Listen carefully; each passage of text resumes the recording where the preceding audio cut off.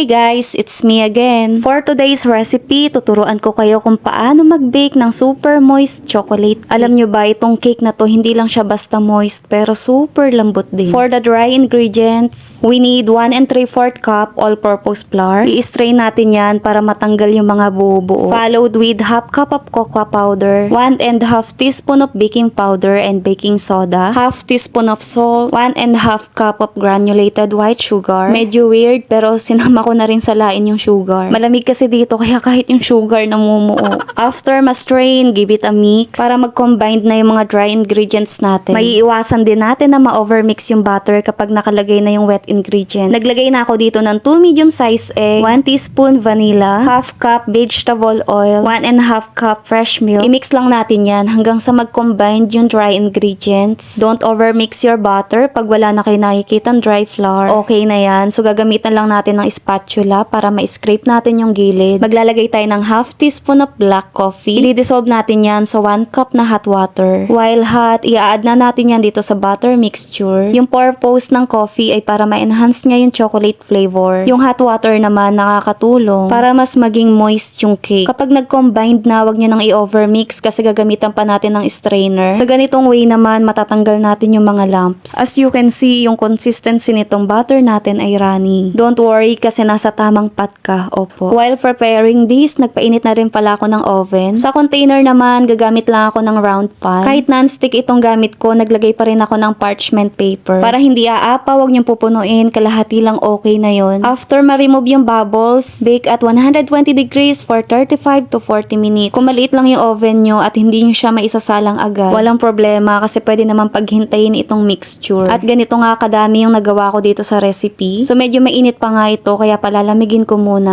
At ito na nga yung moist chocolate cake natin after mailabas sa chiller. Amoy na amoy yung chocolate flavor dito at napaka-moist. Kung gusto nyo na ganito ka-flat yung i-bake nyo, sundin nyo lang yung temperature at baking time. At ganito din yung magiging result ng chocolate cake nyo. Sana nga nakikita talaga dito sa video kung gaano ka-moist itong chocolate cake na to. Hindi nga lang siya moist kasi napaka-soft din. Kung pwede nyo nga lang din pisilin eh. Para kayo na mismo magsabi kung gaano kalambot. Itong recipe na to guys, hindi siya sobrang tamis. Para sa akin, saktong-sakto lang yung lasa niya. Kaya kung gusto nyo na matamis talaga, i-adjust nyo na lang yung sugar. 1 1/2 cup lang yung nilagay ko na sugar dito. Pwede nyong gawin na 1 3/4 cup. Basta i-adjust nyo na lang, depende na sa panglasa nyo. Ganyan yung itsura niya sa loob. Sobrang bango ng chocolate guys. The best, kahit walang feeling. I-try nyo na din. That's all for today. Thank you for watching. Please like and share.